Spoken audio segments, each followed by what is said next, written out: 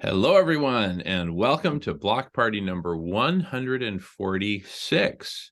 And this is the third anniversary of the Block Party. To be precise, 2 days ago, Tuesday, was the third anniversary to the date. Of course, we do the Block Party every Friday, so tomorrow is the third anniversary Block Party. We've been at this for 3 long years. And Marco wasn't at the first Block Party, but he may as well have been, because this is not just the Block Party, this is the conversation.cc, the Zoom room of the conversation. And the Block Party and the conversation happen in the same Zoom room, of course.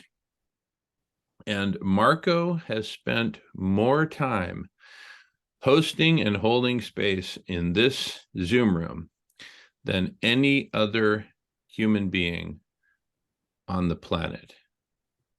Now, Alan and Christopher and I are maybe close second, thirds, and fourths, but Marco is absolutely the man. So Marco, whenever you feel like it, please jump in and wish everyone a happy third anniversary. Yeah. It's crazy that it's been this long. I didn't come in too far after. I think I came in about Block Party number 16. Yeah, something like that. Yeah. So, yeah, you've been here for 130 Block Parties, but then like literally dozens of hours per week on average outside the Block Party. True. And there was a period there in late 2020 when you and Christopher kept this room open like 24/7 for months on end. It was insane. And so we all owe you a huge debt of gratitude. And I mentioned Alan and Christopher also because they both put in large chunks of their life, and James in Cork, Ireland as well. And everyone really, Nolan co-founded the Block Party with me at the very beginning. Peter Melton made huge contributions with the launch of the conversation.cc. Anyway, the list is long and distinguished, and I'm not going to try to name everyone here, but you know who you are, and thank you all and bless you all for being a part of this amazing journey and this not only experiment, but prototype and kind of early instance of humanity coming together in conversation, in durable, long form, let's get together and figure all this out kind of conversation, which is exactly what we're up to. When I say figure all this out, I mean, I'm just kind of speaking from my own, weird context, I'll say, right? So whenever I say something that's not PC, just chalk it up to my weird context.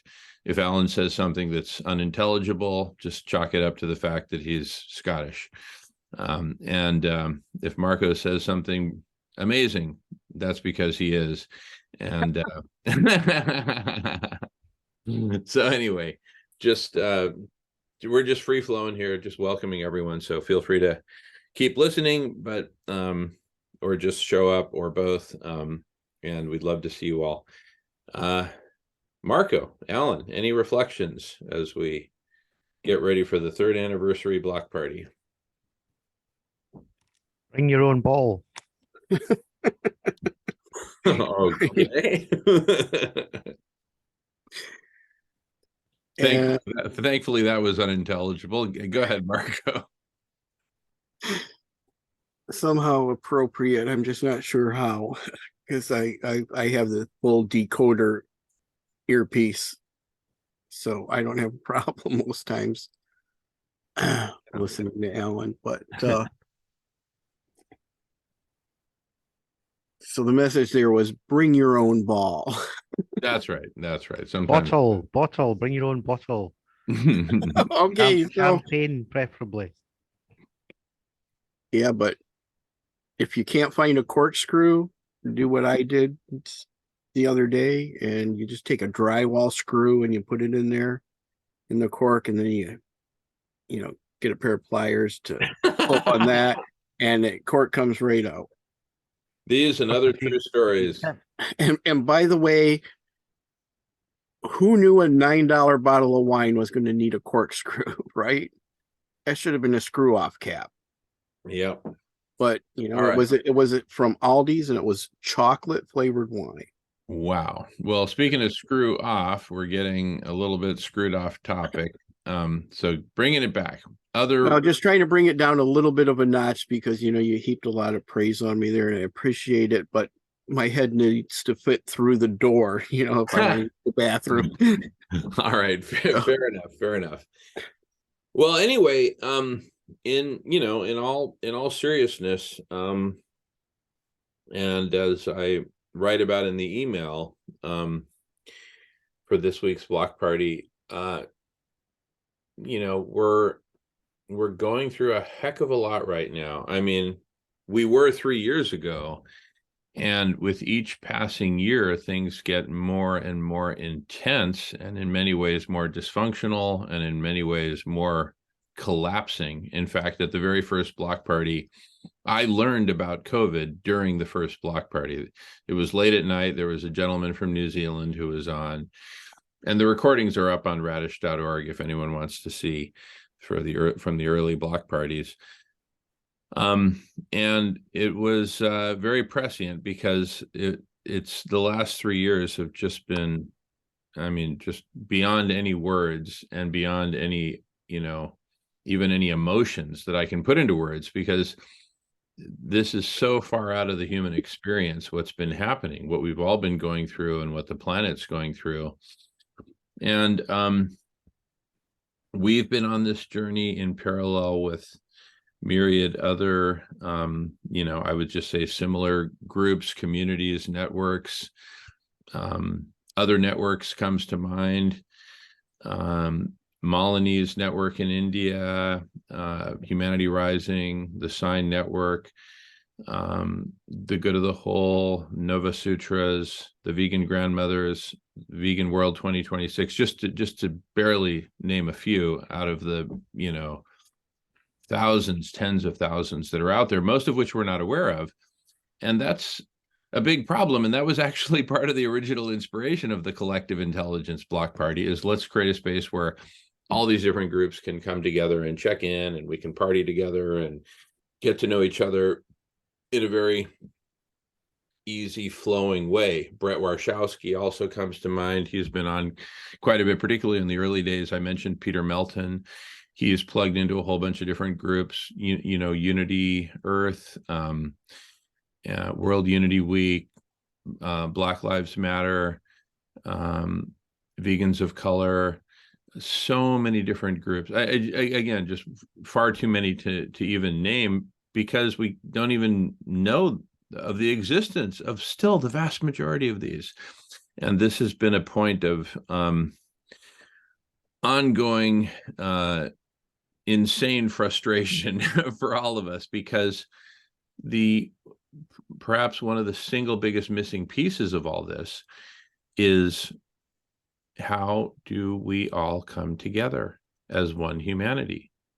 Kindred Spirits comes to mind, which we're, of course, all co-founders of and co-creators of. That was the inspiration of James Desmond of Ireland, who I mentioned, and along with Four Worlds International Institute, led by Chief Phil Lane Jr., we're all working to basically bring us together. How do we come together? And one of the, there's just kind of this singularity moment that we all keep both waiting for, but not waiting for, groping for, right? Reaching out towards, pulling into existence, where and I'm sorry for just blabbering on, but it's been 3 years, so it's kind of a good moment to say, hey, wait a second. The moment that I'm keep waiting for is a moment that would sound kind of like this. Hey, Alan. Hey, Marco. Did you guys hear? There's this, there's this it's really happening. People are coming together. And I kind of see it as this giant snowball effect. That's how I'm envisioning it. It hasn't happened yet, and it needs to happen yesterday with tremendous urgency. But there's this great snowball effect happening where all these different groups are coming together, and they're all sticking to the same giant and growing snowball, which will become so big and its growth so rapid, exponential growth so rapid, that inevitably every group that yearns to be in connection with all the other groups will stick to the snowball, right? And that's probably the 175,000th analogy that I've used between universe of conversations, planetary garden of conversations. Hey, Christopher's joining, so let's just Christopher, brother. Hey, listen, we're recording. We've been recording for a few minutes. We're recording kind of the 3rd anniversary celebratory and welcome video to both the block party and the conversation. And I acknowledge the heck out of you a few minutes ago for you and Marco keeping this Zoom room open 24/7 for months on end back in 2020, probably into 2021. So love you, brother. Welcome, and feel free to jump in and share words. But looks like you might be on a great Canadian railway subway there. Anyway, so it's all good. If you can talk or not, don't worry about it. But we've been both reminiscing, acknowledging, and also, since it's been 3 years,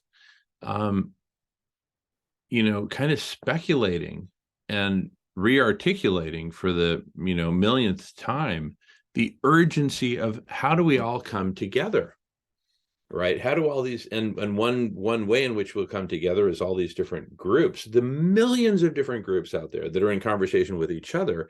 How do we bring them all together, excuse me, into one giant universe of conversations, planetary garden of conversations, growing snowball of conversations? We keep groping, we keep coming up with different analogies, metaphors, etc. How do we do it? Our latest efforts are centered around the block party and kindred spirits. You keep seeing kindred spirits in the subject line of the block party emails that go out every Thursday. We've got tremendous hope for kindred spirits and related Four Worlds International Institute, led by Chief Phil Lane Jr., and so many other projects, communities, missions, efforts that are all in contact with each other. I would say not all with each other, but kind of daisy chain style. Do you see what I'm saying? Like each one of our communities is in contact with who knows how many dozens of others. And so there's this kind of weird meshwork, but we haven't figured out how to bring it all together in one decentralized database, one decentralized, universal calendar of all the different conversations that are happening. So I'm kind of starting to sound like the lunatic on the street corner in New York City, screaming at 2 a.m. What's it going to take for us to get it all together? But I'm reminded of Harvey Milk's quote in the movie Milk, where, like, I think it was Dan White or whoever, the guy who ultimately murdered Harvey Milk, said, "But gays can't procreate." And Harvey Milk said, "But God knows we keep trying." So, some people may say it's impossible for humanity to come together. Well, God knows we keep trying, and we're all doing our part, and so many groups are doing their parts.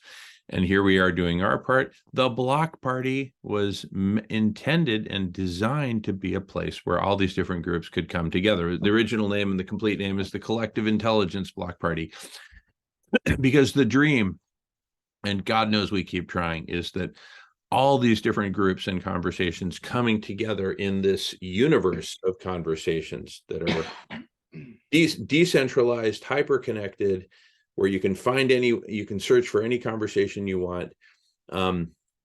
That this will form a planetary collective superintelligence, and we just need to get it together.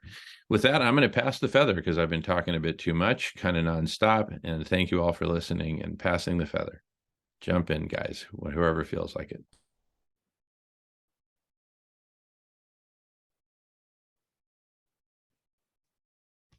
Marco looks deep in contemplation there with an amazing, wonderful thought just about to bubble out. I'm sure something will fall out if I let my lips move long enough. I just was thinking about what you said the other day, Jamin, and I had forgotten all about that. The first day we met here, which was the second official day of this space existing, you invited me to maybe give a talk 1 hour a week. And I said, where would I find the time? And I had forgotten all about that. That was so. I've been thinking about it quite a bit since it's been like a couple days since you said that. And I'm just like, wow, that's right. And just kind of your priorities switch sometimes. And the warm welcome I got when I came here, beyond that initial invitation to maybe host for an hour a week. I was going through some things, and I guess it was a little more obvious than I thought. And Peter and Jamin said, hey, it sounds like you got something going on there, and it's like we'd like to meet with you.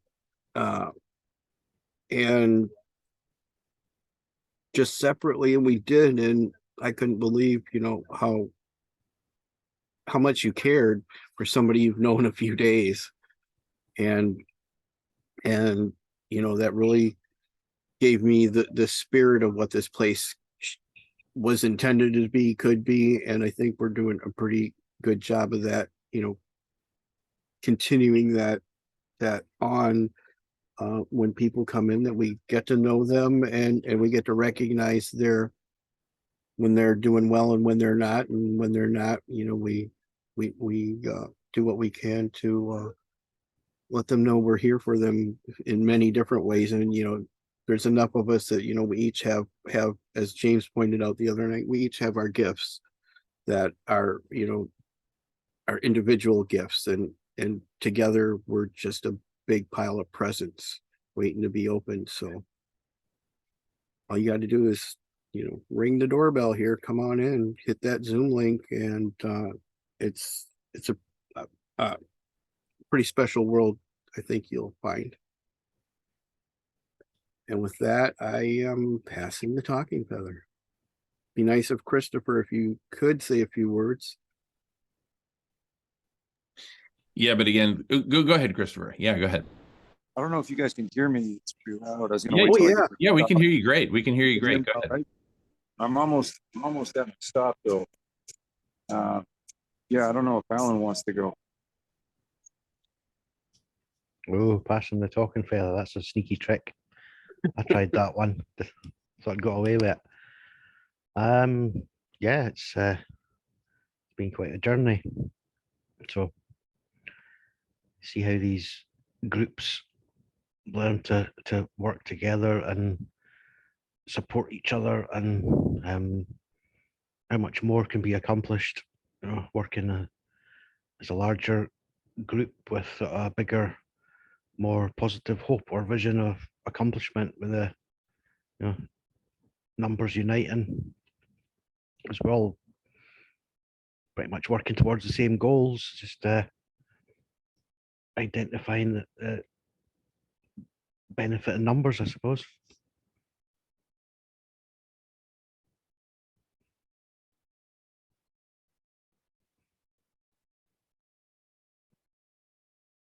Which brings it to Jamin's turn. Wait till he's drinking his cup first before I say that. All right, very good. Thank you, Alan. Well said. And yeah, I mean, I'm just I'm inspired, baffled, frustrated, and determined all at the same time, and very much in love with you all, and just excited to continue and to transform this. We've got to find the breakthrough. And when I say we, I mean all of humanity. We're just one, one community out there among many among the stars. And it really doesn't matter where the seed crystal takes form and grows and starts the snowball, the exponential snowball rolling. It just has to happen. Where does it happen? Under what format? I really don't care anymore. I used to be attached. Oh, it's got to look like this, like that, whatever, universal calendar, database, search engine, whatever. I guess, one form that comes to mind is like Eventbrite, but an Eventbrite that's totally decentralized, open source, and all inclusive, right? Check out eventbrite.com, BRITE. And now I'm a little bit worried about just kind of going on and on, as we may be. But anyway, like to hear from Christopher. Here, I'm just going to pause recording because I'm just kind of blabbering for a second. Christopher, take it away. Yeah, so I've probably I've belabored this point how the conversation for me was very. I mean, it started on the day that Hillside, this festival that is to me all about what we're doing at the conversation, trying to build the new earth community, that interconnectivity that's missing in modern materialistic Western society. I felt such a strong calling to that at Hillside, and this place started exactly 1 year to the end of Hillside, or at least for, yeah, I guess there's several dates that we're looking at, but the one in July is what I'm talking about. And it's interesting because I've just moved into a new place here in Vancouver, and there's a guy in the basement from Bangladesh whose wife is coming in 3 weeks. He's been separated with her for a year. I don't know this guy from a hole in the ground, and he just invited me downstairs last night to eat dinner with him. He made up this curry. He didn't realize I didn't eat meat, so he's like, "Well, here, he made a special vegan." This guy doesn't know me at all, and we had such an amazing dinner talking about spirituality and people connecting with people. And he told me, he confided in me. He said he's got a problem with drinking a little bit too much, and it's because he doesn't have this interconnectivity with his family, which is very strong in that culture. Like, apparently all of his cousins, all of his aunts and his uncles, they all live in like the same area. He's constantly with his friends and his family, and being here in Canada, he doesn't have any of that. And I feel like that's kind of all of us. We're all kind of in the West on this. We're kind of we're on a journey from box to box to box. We live in a box-like paradigm where everything is in cubes and inherently thought of as separate, and we're separate from each other.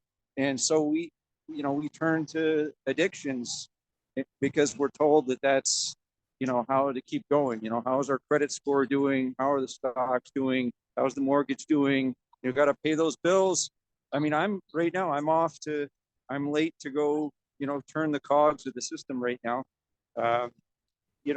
This is something that we all have to do. We got to pay the bills, but we're also ignoring the fact that the planet's melting while we're paying the bills. We're ignoring that the kids, aren't all right while we're paying the bills. We're ignoring ourselves, the kid inside of ourselves.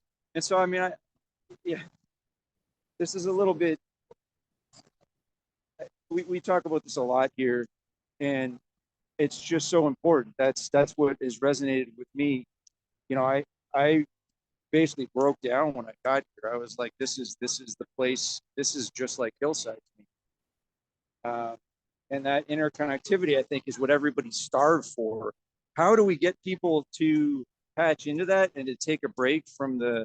I mean, even me, I haven't been here enough the past year. I've been not coming enough. You know, I used to be here all the time, and now I'm not here all the time. I want to be, and I'm constantly patched into the system right now. How do we do that? How do we get people to unplug and connect with these real issues? That's a great question. And I was hoping that I would get struck by a bolt of lightning with the answer to that right now, but you're going to have to stay tuned because I'm not exactly sure what the answer is. The Woo Factor clan has an answer, I think, but you know, we can do a lot of meditating and sending out good vibes, but how do we boots on the ground pull people in? You know, is it a mass marketing campaign? Is it stressing the urgency of the issues? I mean, I feel like the original vibe that we were all part of is the best advertising ever. But that's for me. I mean, everybody's got a different vibration. Anyway, I'm going to pass on the talking feather here, but thank you for letting me speak about my feelings about the conversation. Beautiful. I Thank you. gotta go too. Sorry, I gotta Yeah, go. no, that's cool. You made your mark on the video.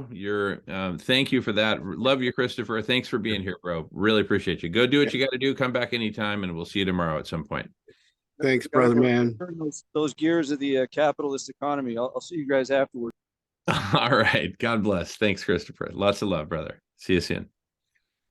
You know, building off of what Christopher was saying, that one question he said is very profound. I'm gonna pose that question in context with another question.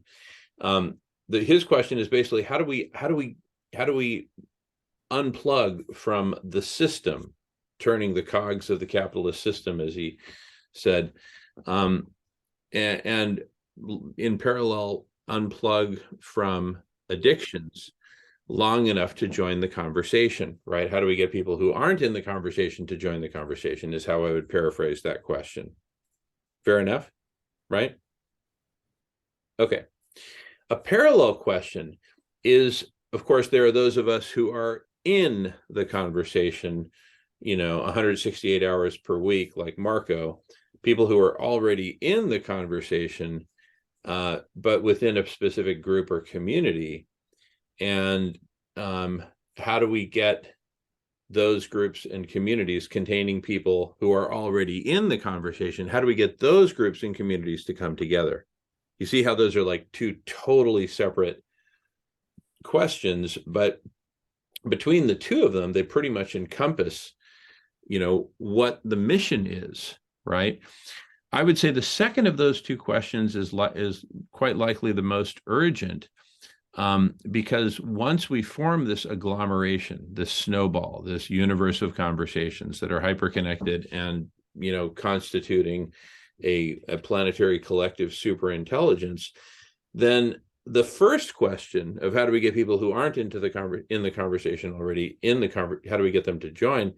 They'll the answer to the second question, the universe of conversations, will constitute something like a black hole, because there will be so many of them so deeply hyperconnected that it'll just be like, wow, I've got to join this thing. Because right now, there really isn't a compelling case, as Christopher was alluding to, what is it going to be, like a marketing campaign or what?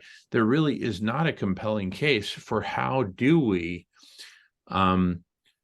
get people to join the conversation, because what there are just countless millions of different groups, communities in conversation amongst themselves. So how do I pick from amongst these millions, and why would that make any sense to me if I'm struggling to pay the bills, or I'm already, my time is consumed by XYZ, etc.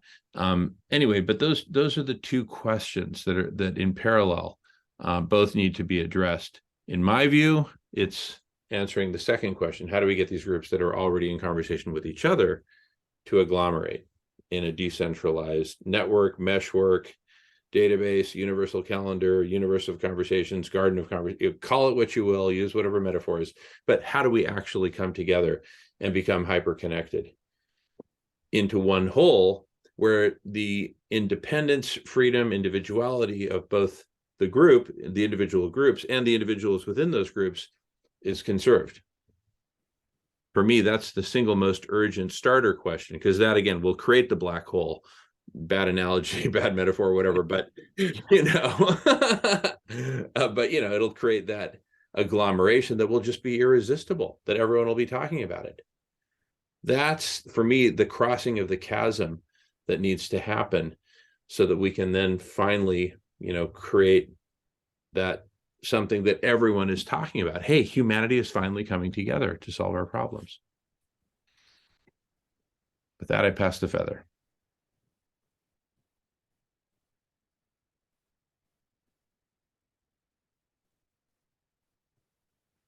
Yeah.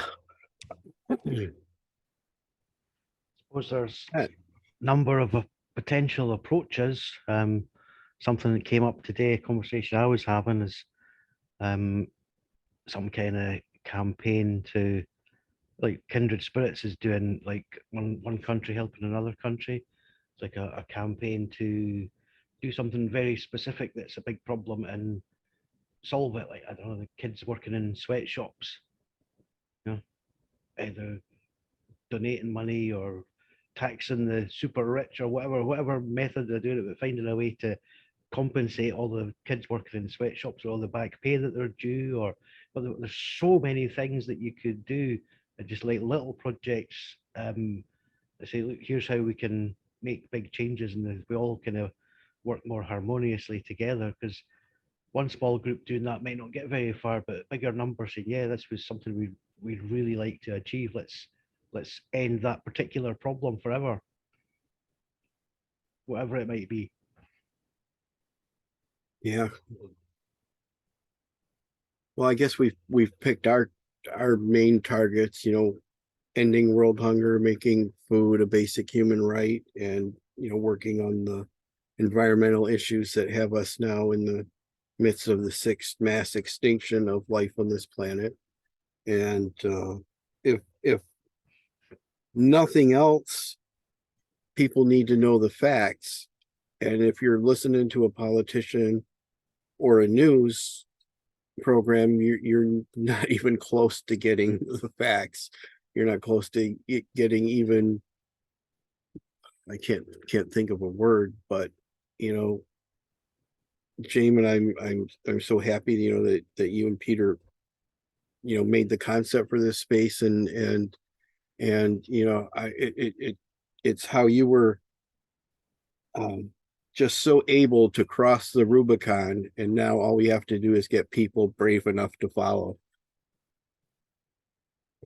And I laugh because I laugh because just last week somebody accused me of not being able to cross the Rubicon. I think that's why you mentioned that. Thank you. It's interesting. If we think about what are the possible, I see 3 possible futures for the world, right? And the amazing thing is it's up to humanity which one of those we take. And even that's a laugh, because it's either this is a simulation and it's up to someone else, creator or whoever created the simulation, or it's up to creator period, simulation or not. But anyway, I like to believe that it's up to us, because that's the empowering context within which I live. But the 3 scenarios, regardless of who it's up to, I see three possible scenarios. One is I'll just call it the Unabomber manifesto scenario, where the system, by whatever means, gets destroyed. The system, all this big tech and everything, and the system in which we're all being consumed and bled to death, gets destroyed, and we go back to small local sticks and stones hunter-gatherers with probably much smaller numbers than we are today, but life goes on. That still begs the question about how do we tackle exponential global warming, but let's leave that aside for the moment. The next scenario, another scenario, so let's call this next one scenario number 2, would be basically that we just continue down this hyper destructive course. The system just keeps doing its thing, and like the vacuum cleaner in the Pink Panther cartoon, it just ends up sucking up everything, and everything is just gone. We overheat exponentially. The system is just churning away like that vacuum cleaner until the very end, and we're all dead and gone. The third scenario, and the one that I'm most interested in personally, though frankly, there's a lot to be said for the Unabomber scenario, much as I absolutely disapprove of his tactics, terrorist tactics, etc. But the manifesto itself has some pretty profound wisdom in it, I must confess. But the third scenario, the one that I'm most interested in, is that we evolve, that we make this evolutionary leap from Homo sapiens living this individual, compartmentalized, hyper-competitive, capitalistic, tech-centric, but still very individualistic existence, make the evolutionary leap to Homo ahimsa, where we become like a planetary colony of, modern humans, basically working together, interacting through this planetary collective super intelligence that we keep talking about. Anyway, with that, I've said all I have to say, however cryptic at times, but I don't want this video to be super long, but I want you guys to say whatever else you guys have to add, and love you both. Passing the feather. Yeah, I think we've said pretty much all. I think the feeling of just how special it's been to be here, and how special the people are that have passed through, even the ones that only have shown up once or twice and have had to, move on for whatever reason. It just has made this such a rich experience. I'm thrilled that I've had it, and I really wish as many people as possible could pass through here at least once or twice to be touched by the blessing that is here. And with that, I pass the feather.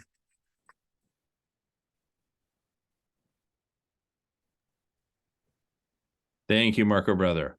Alan, any last words? No. All right. That works. That works.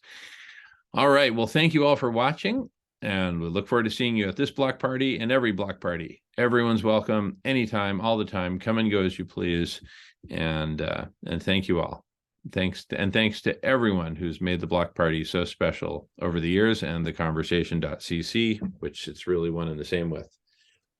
Onward and upward. Love you all. Thanks so much.